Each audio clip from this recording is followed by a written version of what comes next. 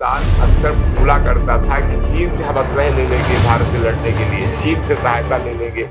जहां भले तुम स्वतंत्र देश हो, लेकिन हम चूंकि ज़्यादा अमीर देश हैं, तो हम तुमको जहां से कहें वहां से सामान खरीदो।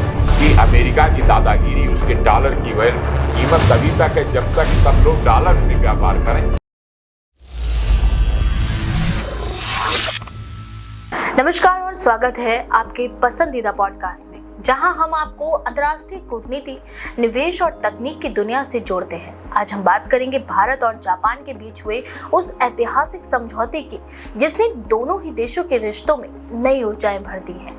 टोक्यो में पीएम नरेंद्र मोदी और जापानी प्रधानमंत्री शिगेरू इशिबा की मुलाकात के बाद न केवल 10 ट्रिलियन येन के निवेश की घोषणाएं हुई, बल्कि डिजिटल साझेदारी, आर्टिफिशियल इंटेलिजेंस, स्पेस रिसर्च और रक्षा सहयोग में भी नए अध्याय की शुरुआत हो चुकी है। अमेरिका की ठंडी हवाओं के बीच टोक्यो की गर्माहट से उपजे इस समझौते का असर न केवल एशिया बल्कि वैश्विक राजनीति और अर्थव्यवस्था पर भी गहरा पड़ने वाला है। जुड़े रहिए, क्योंकि हम इस पॉडकास्ट में करेंगे इस समझौते के हर पहलू का गहन विश्लेषण, जिसमें शामिल होंगे आर्थिक सुरक्षा, उभरती टेक्नोलॉजी और रणनीतिक साझेदारी के नए अवसर। चर्चा करेंगे आज हम इस अहम मुद्दे पर डॉक्टर सूर्य कुमार शुक्ला जी के साथ, जो इस वक्त हमारे साथ स्टूडियो में मौजूद हैं। बहुत बहुत स्वागत है सर आपका। थैंक यू वेरी मच जी। एक नया मुद्दा, नया विषय, जापान और चीन में पीएम नरेंद्र मोदी के ऐतिहासिक दौरा। कई मुद्दों पर चर्चाएं हुई, टेक्नोलॉजी, स्पेस, रिसर्च, इन सब पर, और 10 येन ट्रिलियन डॉलर की भारत में निवेश की बात हुई है। इस बारे में सर आपका क्या कहना है? सबसे पहले तो मोदी जी का जापान दौरा और चीन दौरा क्या संदेश देता है? बहुत प्रासंगिक विषय है शाहीन जी। ये आपने सुना होगा कि जिस तरह अमेरिका के राष्ट्रपति डोनाल्ड ट्रंप जी बात बात में धमकी दे रहे थे भारत को, टैरिफ, कि हम इतना टैक्स और लगा देंगे, जो सामान भारत से अमेरिका जाता है उस पर और फाइन लगा देंगे, पेनाल्टी लगा देंगे कि आपने रूस से तेल क्यों खरीदा। और फिर अंततः उन्होंने 50% टैक्स लगाया और आरोप और लगाया कि भारत जो सामान अमेरिका से मंगाता है उस पर काफी टैक्स लगाता है, इसलिए हम भी और टैक्स लगाएंगे। अब जब ये वाला विषय व्यापार का चल ही रहा था, कुछ टेंशन हो गई थी दोनों देशों के बीच इस बात को लेकर के, क्योंकि सीधी बात है कि अगर भारत से जाने वाले सामान में टैक्स ज़्यादा लगाया जाएगा तो अमेरिका में वो सामान महंगा हो जाएगा। जब महंगा हो जाएगा तो कम बिकेगा, तो विरोध कौन करेगा? एक तरफ तो अमेरिका की जनता विरोध करेगी कि हमें महंगा सामान पड़ रहा है, अमेरिका की सरकार टैक्स बहुत ले रही है। दूसरी तरफ नुकसान होगा भारत के वो उद्योगपति, निर्यातक जो सामान भेजते हैं। अब देखिए भारत से जाता क्या है? सबसे ज्यादा कपड़ा जाता है, कपड़े के रेडीमेड कपड़े जाते हैं। फिर बहुत सी कलाकृतियां, बहुत से हैंडीक्राफ्ट के सामान, सजावटी आइटम, और अब तो बहुत सारा मोबाइल फोन जाने लगा है जी, जो नोएडा में बनते हैं। इतना ही नहीं, बेंगलोर से, नोएडा, गुड़गांव से बहुत सारा सॉफ्टवेयर का काम, वहाँ का काम यहाँ से बैठ के ऑनलाइन किया जाता है। अब अगर डबल टैक्स लगेगा उस पर, तो इन चीज़ों में भारत को नुकसान होगा। यानी कि भारत के जो दूसरे कंपटीटर हैं सामान भेजने के लिए, जैसे बांग्लादेश है, इंडोनेशिया है, या वियतनाम है, जो कंबोडिया है, इस तरह के देश, वो उनसे यहाँ का सामान महंगा पड़ने लगेगा, तो कठिनाई होगी। तो एक रास्ता तो ये था भारत की सरकार के पास कि उनसे समझौता कर लें, माफ़ी मांग लें कि हमसे गलती हुई, रूस का सामान अब हम नहीं खरीदेंगे। क्योंकि ये आरोप लगाया गया कि रूस का सामान, तेल खरीद लिया गया, तो उसकी वजह से उनको विदेशी मुद्रा मिल गई और रूस की आर्थिक स्थिति बेहतर हुई। तो यूक्रेन का युद्ध हो रहा है, तो यूक्रेन का युद्ध रुकवाने के लिए वो भारत पर दबाव डाल रहे थे कि आप तेल ना खरीदो। अब सच बात क्या थी कि रूस में जो कच्चा तेल था वो बहुत सस्ता मिल रहा था। भारत के हितों के अनुरूप था कि जहां से हमें सस्ता मिलेगा हम खरीदेंगे। अब सोचिए, जब भारत एक स्वतंत्र देश है तो आप कैसे दबाव डाल सकते हैं कि तुम यहां से खरीदो, यहां से ना खरीदो। यानी कि ये दादागिरी वाला मामला था कि जहां भले तुम स्वतंत्र देश हो, लेकिन हम चूंकि ज्यादा अमीर देश हैं तो हम तुमको जहां से कहें वहां से सामान खरीदो। गांव में जैसे होता है कि कोई अमीर आदमी, कोई दबंग आदमी होता है तो वो पूरे गांव को बुला के इनसे कोई सामान ना खरीदो, इनको बहिष्कृत कर दो। जबकि भारत की सरकार ने, भारत के विदेश मंत्री जयशंकर जी ने ये स्पष्ट किया कि यूरोप के सारे देश, नाटो कंट्रीज जो थे वो गैस खरीद रहे थे। उससे ट्रंप को आपत्ति नहीं थी, क्योंकि वो उनके दोस्त हैं। उनको लग रहा था कि ये यूरोप यूनियन अमेरिका की ज़्यादा अच्छी दोस्त है। दूसरी बात, भारत की बढ़ती हुई ताकत अच्छी नहीं लगी उनको। जिस तरह से ऑपरेशन सिंदूर के दौरान भारत की रक्षा व्यवस्था ने, सेनाओं ने, एयरफोर्स ने जिस तरह से बम्बार्डमेंट किया पाकिस्तान पर, तो उससे सबकी आंखें फटी की फटी रह गई। यहाँ तक कि अमेरिका के जो अड्डा जो उन्होंने बनाया हुआ था कि न्यूक्लियर वेपन जहाँ रखे हुए थे वहाँ अमेरिका के लोग थे, ये भी बात इसी दौरान खुली। उनको हल्ला मचा कि वो तो वहाँ पर भारत ने बम गिरा दिया, वहाँ मिसाइल गिरा दी और अब तो न्यूक्लियर विस्फोट हो जाएगा पूरे पाकिस्तान में। तो जो अमेरिका के लोग वहाँ थे वो भी घबरा गए कि हम लोग भी मारे जाएंगे। हल्ला मच गया कि वो जल्दी मिस्र से बुलाओ कोई टीम कि वो चेक करे कि कहीं न्यूक्लियर एक्सप्लोजन तो नहीं हो गया, न्यूक्लियर का रेडिएशन तो नहीं फैल गया है कि लोग विकलांग हो जाएंगे। तो इन सब बातों के परिप्रेक्ष्य में मोदी जी को ये लगा कि नए रास्ते तलाशने होंगे। तो नए रास्ते के रूप में देखिए कितना होशियारी का, दिमाग का काम किया मोदी जी ने कि क्वाड कंट्रीज का समझौता पहले से चल रहा था, जिसमें ये था कि चीन को डाउन करने के लिए अमेरिका ने उस समय भारत की, जापान की और ऑस्ट्रेलिया की मदद ली थी और एक क्वाड्रिलेटरल ऑर्गेनाइजेशन बनाया था कि ये चारों कोनों से चीन को घेरने की कोशिश थी। तो भारत के पास वो समझौता पहले से पड़ा था। तो मोदी जी ने कहा क्यों ना, जापान उसका एक सदस्य है और आप जानते हैं जापान टेक्नोलॉजी के मामले में काफी आगे है। बुलेट ट्रेन वहाँ चलती है, उसका नमूना लेकर के भारत बुलेट ट्रेन चलाने की कोशिश कर रहा है। कई साल से तैयारी चल रही है, प्रयास हो रहा है, निर्माण हो रहा है। इसी तरह आपने सुना होगा कि स्पेस टेक्नोलॉजी में भी जापान बहुत आगे है कि वो पहले से प्रिडिक्शन कर देते हैं, इतने कई महीने पहले से ये पूर्वानुमान लगा करके ये बता देते हैं कि कब तूफान आने वाला है, कब समुद्री आपदा आने वाली है, लहर आने वाली है, ऊंची लहर आएगी। इसी तरह आसमान से जो सैटेलाइट टेक्नोलॉजी से बता देते हैं कि दुनिया से किस तरफ हवाएं चल रही हैं, बादल चल रहे हैं, कहाँ बहुत तेज बरसात हो जाएगी, कहाँ सूखा पड़ जाएगा। ये सब बातें टेक्नोलॉजी में काफ़ी आगे है। फिर आपने वो भी सुना होगा कि अपने यहाँ खुद ही बहुत से जो यहाँ तक की शुरुआत में तो आपको याद होगा कि टेलीविज़न, वॉशिंग मशीन ये तक जापान और कोरिया से आ रहे थे। तो टेक्नोलॉजी में हमसे आगे हो गए थे वो लोग भारत से। तो बहुत सारी ये बातें मालूम थी, लेकिन वर्तमान परिप्रेक्ष्य में जो सामान अमेरिका में न बिके भारत का, तो वो चीन में और जापान में बिकने लगे। यहाँ से जो चाहे सॉफ्टवेयर जाएगा, चाहे मोबाइल फोन जाएंगे, चाहे कपड़े जाएंगे, रेडीमेड कपड़े, तो ये सब नए मार्केट। भारत का कोई बहुत ज़्यादा व्यापार अमेरिका से नहीं था। अमेरिका का टोटल व्यापार का बहुत छोटा सा हिस्सा था, लेकिन भारत के लिए महत्वपूर्ण था। 13% कुछ जा रहा था। तो उसकी जगह नए मार्केट, अब तो ये चर्चा आपने सुनी होगी कि 40 देशों को अपने जो दूतावास हैं उनको अलर्ट कर दिया गया है कि अपने अपने देश में भारत के सामानों के लिए मार्केट की तलाश करिए, क्योंकि आज के वातावरण में कोई देश अकेला नहीं रह सकता। कोई देश जहां हमको सस्ता सामान मिल रहा है वहां से हम लोग खरीद रहे हैं, जहां हमारा सामान महंगा बिक रहा है वहां हम लोग बेचेंगे। अब जैसे आप देखेंगे भारत में कारें बहुत बनने लगी, मोबाइल फोन बनने लगे, और AI टेक्निक जापान अभी बहुत आगे है एआई की टेक्निक में। जो रोबो आपने सुना होगा, वहाँ रोबो आदमी का काम करते हैं।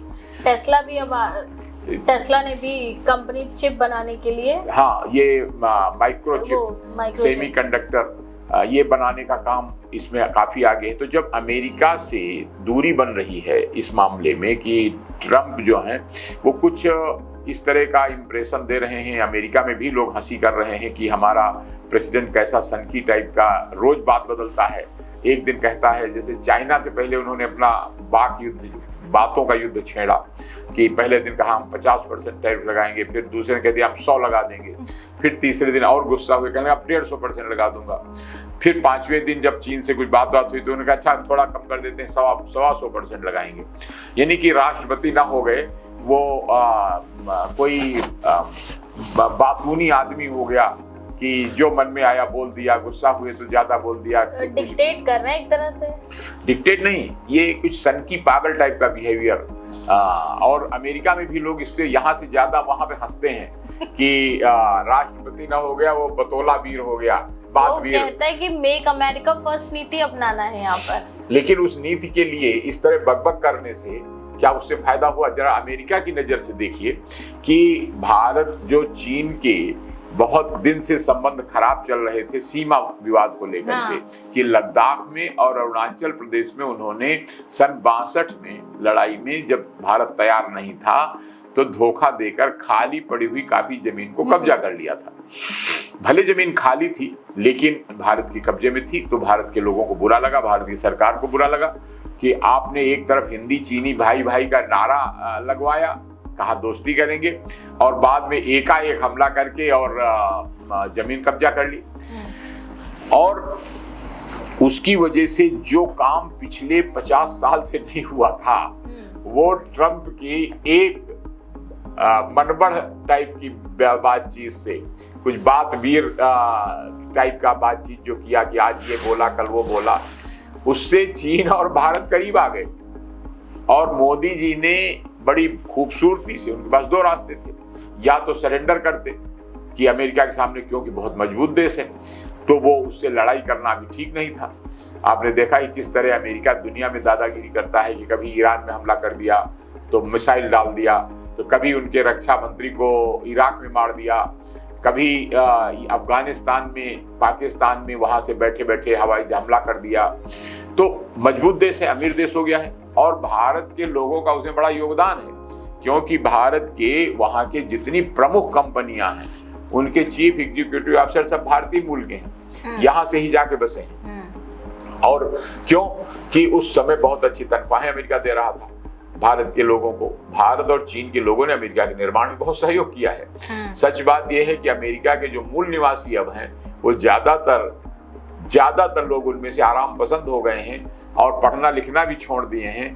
वो केवल दूसरे देशों के आए हुए प्रतिभाशाली लोग वो अमेरिका के बड़ी महत्वपूर्ण कंपनियों में काम करके उसको अमीर बना रहे हैं, उसको आगे ले जा रहे हैं। तो वो भी प्रकरण आपको याद होगा कि किस तरह जब भारत पाकिस्तान का युद्ध हुआ तो ट्रम्प को मालूम हो गया कि हाँ अब युद्ध विराम होने जा रहा है, बातचीत हो गई है, तो ट्रम्प ने कहा कि मैंने बंद कराया है वो लड़ाई, मैंने बंद कराई है। क्यों? अब मुझे विश्व का नोबेल शांति पुरस्कार मिल जाए, मैंने लड़ाई बंद कराई, मुझे पुरस्कार मिल जाए। बीच में इसके लिए भी चर्चाएं हो रही, तो इसकी खूब चर्चा हुई और वो बार बार कहते रहे। और फिर एक फ्रस्ट्रेट आदमी की तरह ये भी बोल दिया लेकिन इसके बावजूद मुझे नोबेल देंगे नहीं, मुझे नोबेल पुरस्कार देंगे नहीं। जैसे कोई बावला बोलता है कि देखो मैंने बंद कराया, आप मुझे नोबेल पुरस्कार दे दो, और उसके बाद फिर कहता है कि लेकिन मैं जानता हूं मुझे नहीं देंगे। ये तो वो प्रेसिडेंट वाली गंभीरता जो होनी चाहिए, वो जैसे कहते हैं ना लगभग 75 के ऊपर आदमी का मेंटल बैलेंस कुछ गड़बड़ा जाता है कि वो इस तरह का की इमेज बन गई है ट्रम्प की। तो ऐसी जहां पर असंतुलित दिमाग वाला आदमी बैठ जाए, जिसने उसको पावर में लाया, एलन मस्क करोड़ों अरबों रुपए खर्च करके प्रचार करके ट्रंप को पावर में लाए और उसी से लड़ाई हो गई। उसने कहा कि मैं अब अलग पार्टी बनाकर ट्रंप को हराऊंगा और ट्रंप ने कह दिया कि मैं ऐसी की तैसी कर दूंगा, भारत में क्यों ये कार बनाने जा रहा है। अगर इस प्रकार की बातें कहनी भी होती हैं तो कोई राष्ट्रपति अखबार में बयान देकर और सोशल मीडिया में लिख करके नहीं बयान देता कि भारत में कार न बनाओ, भारत में उद्योग न खोलो, इस प्रकार की ये। लेकिन कहते हैं ना कि कुछ सत्ता का अहंकार कि कौन मुझे जो मन में आएगा मैं बोलूंगा, मेरा कोई क्या बिगाड़ लेगा। हाँ, इतने बिगाड़ लेगा लोग तुमको पागल कहेंगे। वो आज ट्रंप की हालत हो रही है। तो मोदी जी ने बहुत दूरदर्शिता के साथ, बुद्धिमत्ता के साथ चीन और जापान की यात्रा कर ली। जापान से पहले ही समझौता था अमेरिका, ऑस्ट्रेलिया, जापान और इंडिया कि हम लोग आपस में सब प्रकार का सहयोग करेंगे। तो वहां से सोचिए $10 ट्रिलियन का निवेश, भारत की कुल अर्थव्यवस्था $5 ट्रिलियन की बताई जाती है ना जी, अभी $4 ट्रिलियन की 5 का लक्ष्य है। अब ये $10 ट्रिलियन निवेश यानी कि भारत की अर्थव्यवस्था को कितना बड़ा बूस्ट मिलेगा, केवल किस लिए कि हम आपके मित्र हैं, देश हैं और हम आपको मदद करेंगे, आप हमारी मदद करिए। तो वो इतने लोगों को रोजगार मिलेगा, इतनी नई कंपनियां खुलेंगी, उससे भारत सरकार को टैक्स मिलेगा, विदेशों में सामान जाएगा, उससे देश की अर्थव्यवस्था मजबूत होगी। तो इसी तरह जिन क्षेत्रों में जो है बुलेट ट्रेन का मैंने बताया, AI का बताया, स्पेस रिसर्च का बताया कि ये पहले से पता लग जाया करेगा कहाँ बाढ़ आने वाली है, कहाँ भूकंप आने वाला है, कहाँ समुद्री लहरें आने वाली हैं, ये सब बातें। तो इनमें जापान से सहयोग बड़ी तेजी से बढ़ा। और चाइना, जैसे ही ट्रंप ने 50% टैरिफ की घोषणा की कि भारत के सामानों पे हम 50% टैक्स लगा देंगे, तो चाइना ने इसका विरोध किया। तो वो वाला हाल हो गया कि कभी जो सोचा ही नहीं था ट्रंप ने कि चीन, जिसको बहुत दिन से वो घेरने की कोशिश कर रहे थे कि ये तो बहुत विश्व की बड़ी ताकत बना जा रहा है, इंडिया और चाइना मिल गए और रूस पहले से उसे मिल गया, इन्वेस्टमेंट भी हो गया, तो इन्वेस्टमेंट होने लगा। तो सोचिए कितना बड़ा एक ग्रुप तैयार हो गया जो अमेरिका की सारी दादागिरी, सारे दिखावे के विरुद्ध एक बड़ा ग्रुप खड़ा हो गया। और अब ट्रंप और उनके सलाहकार अचंभित हैं कि अरे हमने ये क्या गलती कर दी, हमने इंडिया को नाराज कर दिया और नाराज होकर के वो तो रूस और चीन के खेमे में चला गया। लेकिन इंडिया के लिए ये बड़ी अच्छी बात हुई। संयोग की बात, इसी समय संघाई सहयोग संगठन की बैठक चल रही थी, तो जापान के बाद मोदी जी सीधा संघाई सहयोग संगठन की मीटिंग में चले गए चीन में। अब वहां जाने के बाद इतना अच्छा माहौल बना कि आपको याद होगा कि पाकिस्तान अक्सर फूला करता था कि चीन से हम असलहे ले लेंगे भारत से लड़ने के लिए, चीन से सहायता ले लेंगे। अब वहां जिस तरह का वातावरण बना, भारत एक बहुत बड़ी ताकत अब बन गया है पाकिस्तान के मुकाबले। तो चीन के राष्ट्रपति ने और रूस के राष्ट्रपति ने सबने भारत के प्रधानमंत्री को गले लगाया, उनको बहुत भाव दिया, उनका स्वागत किया कराया। लेकिन पाकिस्तान के जो प्रधानमंत्री वहां गए, शहबाज शरीफ, तो उनको वो इज्जत नहीं मिली, वो देखते रह गए। और ये सब लोग उसके चित्र खूब प्रचारित हुए सोशल मीडिया में कि वो दूर से झांक रहे हैं और ये तीनों लोग हंस रहे हैं और मुस्कुरा रहे हैं और आपस में बातचीत कर रहे हैं। तो बहुत बड़ी ये कामयाबी कही जाएगी। और ये भी भारत और चीन के प्रधानमंत्री और राष्ट्रपति ने मिल करके तय कर लिया कि अपने जो सीमा विवाद हैं उनको हम लोग मिल बैठकर तय कर लेंगे।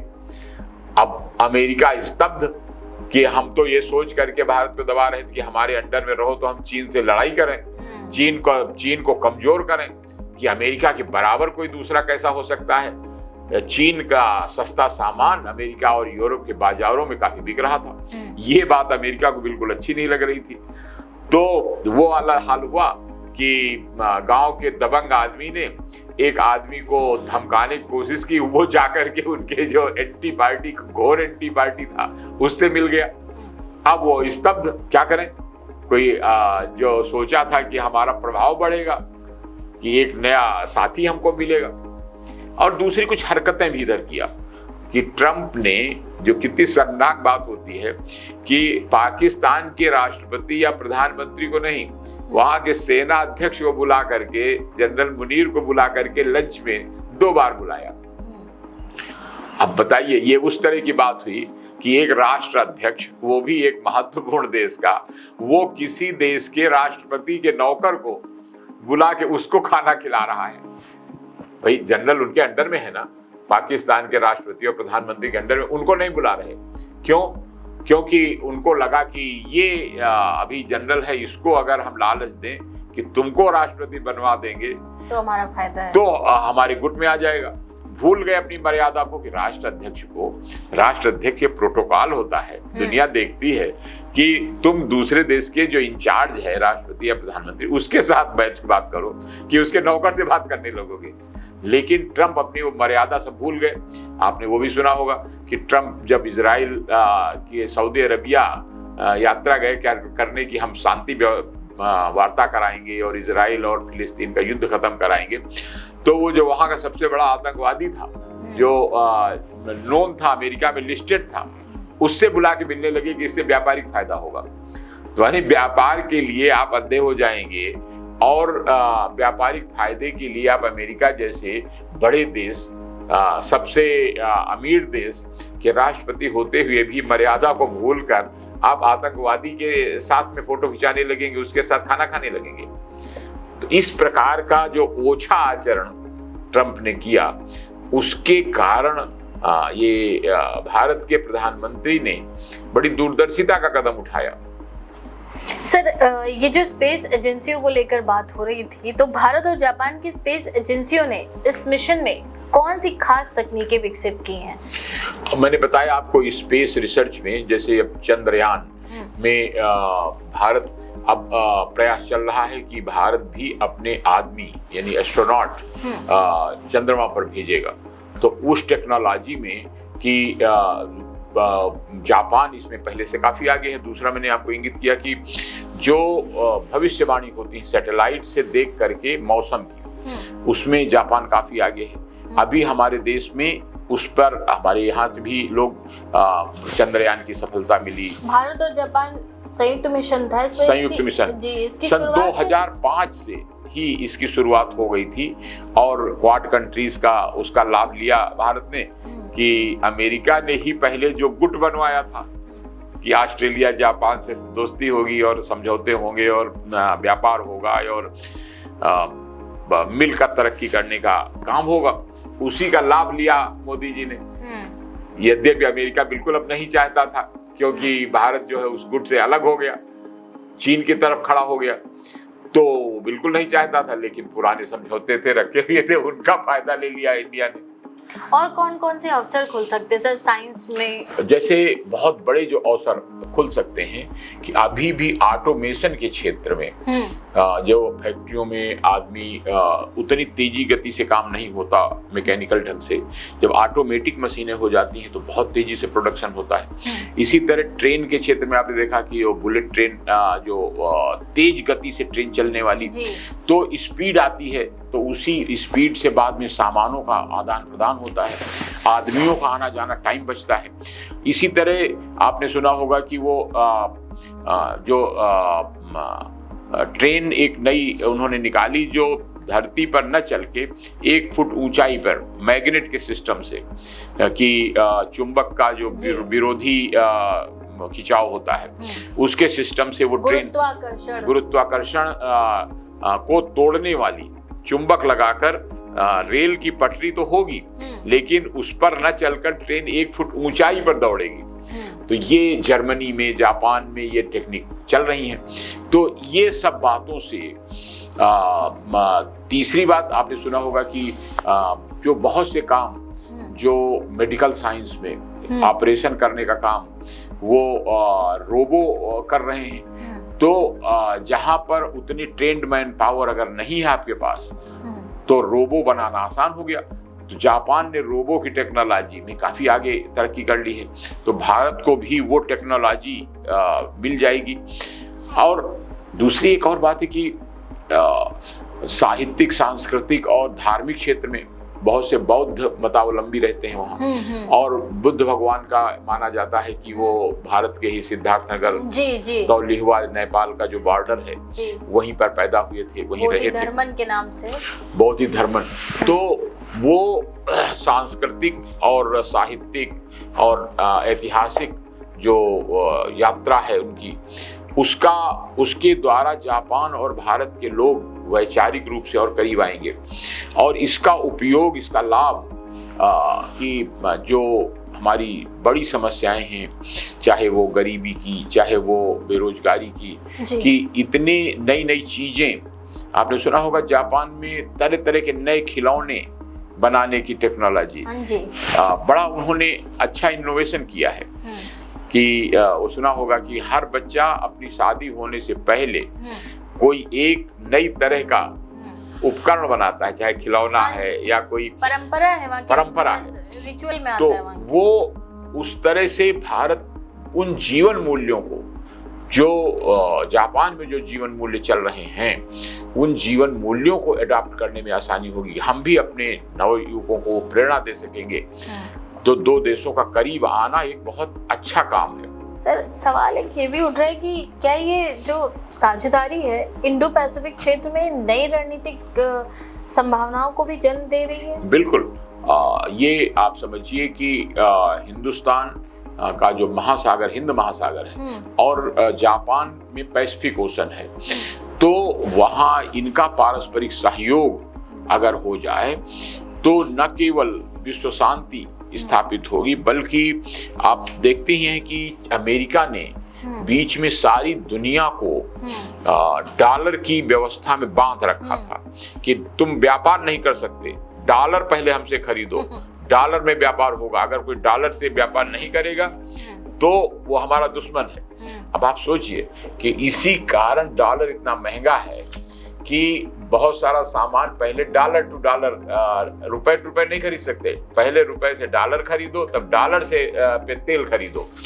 तो अब मोदी जी ने देश को स्वावलंबी बनाने के लिए तमाम देशों से समझौता करना शुरू कर दिया कि हम रूस को रुपए दे देंगे, वो हमारे यहाँ जो चीज चाहे खरीद लें, और हम रुपए दे करके उससे तेल खरीद लेंगे। इसी तरह ईरान इराक से समझौता करने लगे। इसी तरह अब जापान से बात चल रही है। तो क्या होगा कि डॉलर की वैल्यू एकदम से गिरेगी, तो दुनिया में जो दादागिरी अमेरिका की चलने लगी थी वो खत्म हो जाएगी, डॉलर की वैल्यू कम हो जाएगी, तो और रुपए की वैल्यू उसी साथ बढ़ेगी।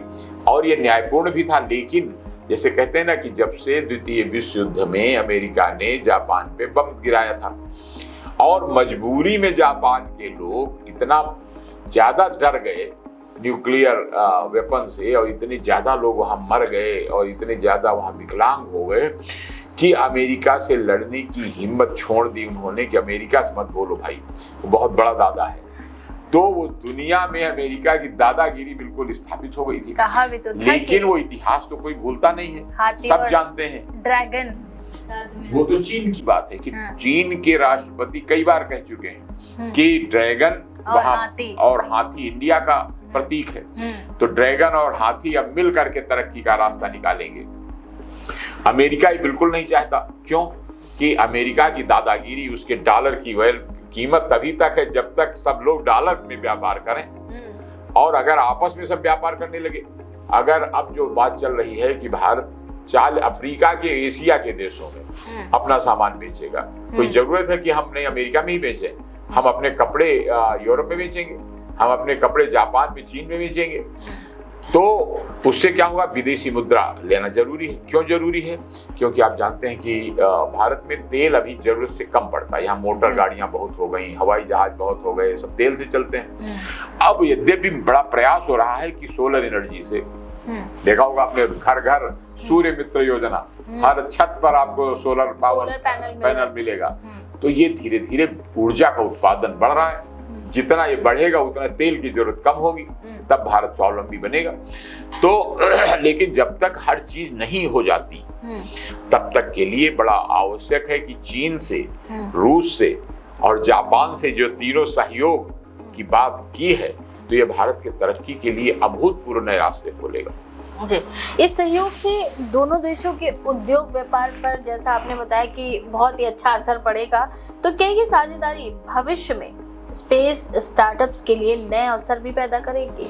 बिल्कुल, आप तैयार रहिए उस दिन के लिए कि जब तमाम लोग अंतरिक्ष यात्रा पर, जैसे अभी जाते हैं टूरिस्ट कि वो यहाँ से इंडोनेशिया जा रहे हैं, मलेशिया जा रहे हैं, हवाई जहाज से जा रहे हैं, उसी तरह फिर स्पेस पर लोग शौकिया चंद्रमा पर जा रहे हैं, मंगल पर जा रहे हैं, वहाँ पर टूरिज्म के लिए जा रहे हैं, घूमने जा रहे हैं, मन बदलने जा रहे हैं। तो टेक्नोलॉजी और साथ में उसका उपयोग कि हमारी सीमाओं की रक्षा, स्पेस पर जब सैटेलाइट अच्छे हर तरह के मौजूद रहेंगे तो वो कि हमारे बॉर्डर पर कौन मूवमेंट कर रहा है आसानी से वहां से दिखाई पड़ जाएगा, या हमारे कहाँ पर अवैध खनन हो रहा है, लोग हमारे देश में, हमारे प्रदेश में कौन चोर लोग जो हैं वो सोना निकाले ले रहे हैं, यूरेनियम निकाले ले रहे हैं, कीमती धातुएं निकाले ले रहे हैं। दूसरी बात कि बहुत सी धातुएं ऐसी हैं जो चीन में बहुत बड़ा, चीन का एरिया बहुत रेयर अर्थ, तो चीन में बहुत सा एरिया है जो पठारी खाली पड़ा हुआ है। केवल मुख्य एरिया उनका जो संघाई के आसपास का जापान साइड का एरिया है, वहां तो लोग रहते हैं, बाकी मैक्सिमम एरिया चीन का बंजर खाली पठार पड़ा हुआ है और उसमें जमीन के नीचे मिनरल्स बहुत हैं।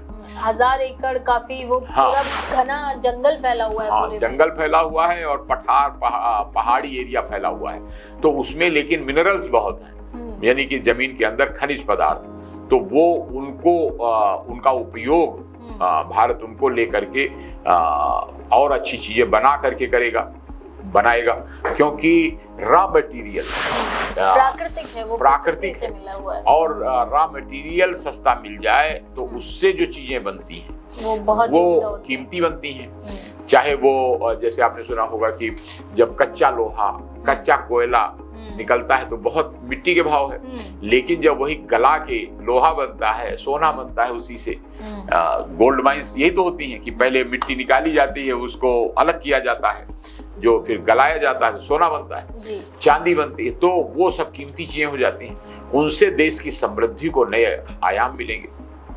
सर, अंतिम सवाल जो है वो ये है कि इस साझेदारी में भारत की सबसे बड़ी तकनीक क्या रहेगी? सबसे जो बेहतर काम होगा वो ये है कि चीन की भी आबादी बहुत है और भारत में भी लगभग बराबर की आबादी है।